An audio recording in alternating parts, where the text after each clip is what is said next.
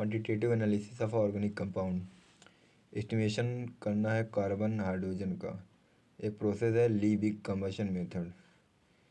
For example हमने कोई organic compound जलाया इन प्रेजेंस ऑफ ऑक्सीजन, हमको CO2 गैस मिली x ग्राम, H2O मिला y gram, no problem. Find out that कि कितना परसेंटेज है कार्बन का इसमें, फाइंड आउट दैट कितना परसेंटेज हाइड्रोजन का इसमें। इसके लिए सिंपल फार्मूला है एंड कार्बन का परसेंटेज है, जैसे मास कार्बन का मास 12 एंड अपॉन ये 44 क्या है, this is the atomic mass. Carbon का मास 12 एंड इसका atomic mass 44 is atomic mass of carbon dioxide. 16 दूनी 32, 32 + 12 44, 12/44 इंटू एक्स ग्राम जो था इसका CO2 का, upon weight W into 100। Simple formula है परसेंटेज ऑफ कार्बन का 300x/11W and percentage of hydrogen का इसका जो है एटॉमिक मास तो होता है एंड H2O का 18, 2/18, क्योंकि ये हाइड्रोजन कहाँ मौजूद है, H2O में ही तो है। तो परसेंटेज निकालने के लिए जिसका निकालना है अपॉन टोटल इंटू 100 और y जो आया है ग्राम अपॉन उसका वेट। ओके, तो इसका सिंपल फार्मूला 100y/9W। तो कार्बन का परसेंटेज निकालना हो 300x/11W एंड हाइड्रोजन का परसेंटेज 100y/9W। अगर नाइट्रोजन का निकालना है ड्यूमास टेस्ट, तो इस टेस्ट में हमें नाइट्रोजन का निकालना है तो वॉल्यूम यूज करेंगे।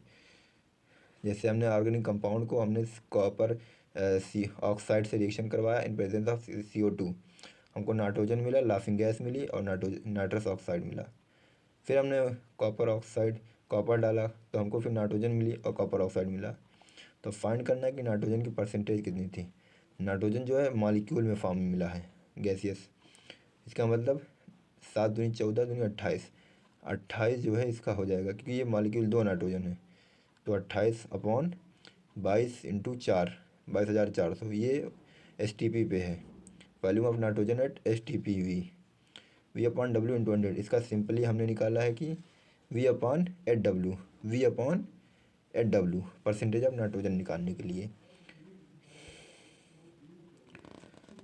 तो अगर volume at STP is not given तब क्या करेंगे, P1V1/T2 equal to P2V2/T2 and Kjeldahl's method देखते हैं हम। ज़ेल्डाल्स मेथड, तो इस मेथड में क्या करते हैं, ये मेथड यूज़फुल नहीं है किसके लिए, नाइट्रो के लिए, SO के लिए। नाइट्रोजन ऐसे मतलब ऐसा रिंग कार्बन की जिसमें नाइट्रोजन आता है, हेट्रोसाइक्लिक रिंग, पेरिमिडीन क्वानोलिन, इस सब में जो है ये हेट्रोसाइक्लिक रिंग है। और इनमें जिसमें नाइट्रोजन आता है पाइरिमिडीन क्वानोलिन, इसमें ज़ेल्डाल मेथड नहीं यूजफुल होगा। जैसे ऑर्गेनिक कंपाउंड हमने लिया H2SO4 कंसनट्रेटेड प्रेजेंस में K2SO4 CuSO4 की प्रेजेंस में रिएक्शन करवाई, डाई अमोनियम सल्फेट मिला, फिर बेस डाला सोडियम हाइड्रोक्साइड, फिर अमोनिया मिल गया, फिर एसिड डाला, फिर हमको वही मिल गया। तो अभी बताना इसमें परसेंटेज क्या होगी नाइट्रोजन की। तो उसका सिंपल फार्मूला है कि उसका जो एटॉमिक मास है 14, नाइट्रोजन का 1.4 इंटू N1V1/W। अभी N1V1 क्या है, ये milli equivalent of sulphuric acid minus milli equivalent of base NaOH sodium hydroxide. और हाँ, जो K2SO4 है पोटेशियम सल्फेट, ये increases the boiling point of H2SO4। H2SO4 acid का बॉइलिंग पॉइंट बढ़ाता है K2SO4 एंड Hg और CuSO4 act as catalyst. Mercury हो या फिर कॉपर सल्फेट, ये हमेशा कैटलिस्ट की तरह काम करते हैं।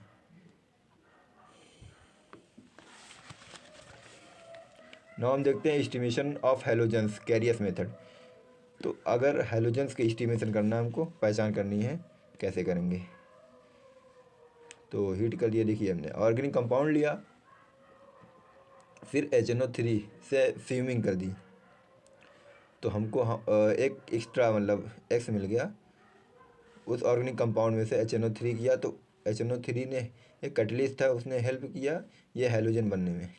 फिर हमने सिल्वर नाइट्रेट डाला तो हमको तमाम जो इसके अंदर से हैलोजन सारे निकल के आ गए। AgX कुछ भी एक्स में ले लिया, क्योंकि सिल्वर जो है एक्स के साथ रिएक्शन करके बना लेता है और नाइट्रेट जो है हट जाता है बाय प्रोडक्ट।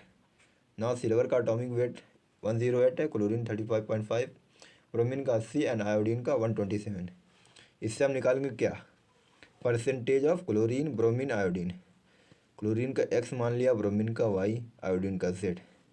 तब देखते हैं क्लोरीन का एटॉमिक मास 35.5 है एंड ये प्रेजेंट किस में है, AgCl में। तो AgCl का टोटल आता है 108 प्लस 35.5 143.5, मतलब 35 अपॉन 143.5 इंटू उसका X अपॉन W इंटू 100, ये होता है परसेंटेज ऑफ क्लोरीन। ब्रोमीन का वैसे ही कर लो, उसका एटॉमिक मास अपॉन टोटल का atomic mass 80 upon 188 into Y upon W into 100। फिर आयोडीन का atomic mass 127 upon total mass 235 into Z upon W into 100। बस परसेंटेज निकालना है उसका एटॉमिक मास के बेस पे। एंड सल्फ़र का देख लेते हैं। ऑर्गेनिक कंपाउंड हमने HNO3 फेमिक की सल्फेट मिला, फिर BaCl2 हमने उसके प्रेजेंस में रिएक्शन करवाए तो हमको बेरियम सल्फेट 2 मॉलिक्यूल HCl का X weight of barium sulphate का वेट जो है X मान लिया हमने।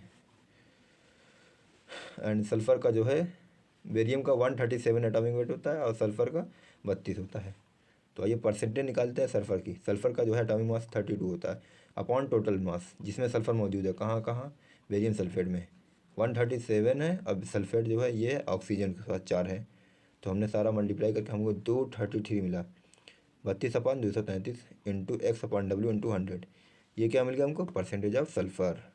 फास्फोरस का देख लेते हैं, कैरियस मेथड ये भी है, मतलब कैरियस ने करवाया था ऐसा मेथड कि उसने ऑर्गेनिक कंपाउंड लिया HNO3 फेमिंग की, फिर फॉस्फेट मिला उसको, मैग्नीशिया मिक्सचर लेके प्रेजेंस में इसने एक कॉम्प्लेक्स कंपाउंड बनाया, कोऑर्डिनेशन कंपाउंड।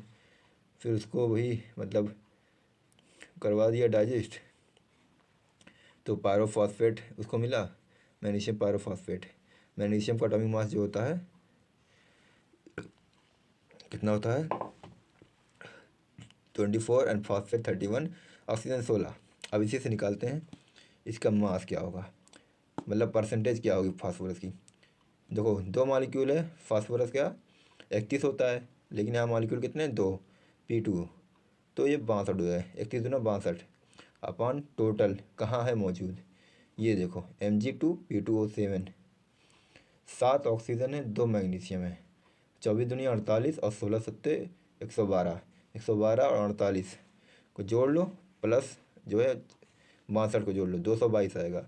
तो 62 upon 222 into X upon W into 100, ये हमने निकाला है किन किन चीज़ का percentage of carbon 12/44, percentage of hydrogen 2/18, percentage of nitrogen 28/22,400, percentage of nitrogen N1V1 into 1.4 into W 1.4 upon W। N1V1 कैसे निकलेगा, milli equivalent of acid minus milli equivalent of base. फिर हमने क्लोरीन का परसेंटेज निकाला, उसके मास अपॉन टोटल, फिर bromine का भी ऐसे एंड टिल लास्ट में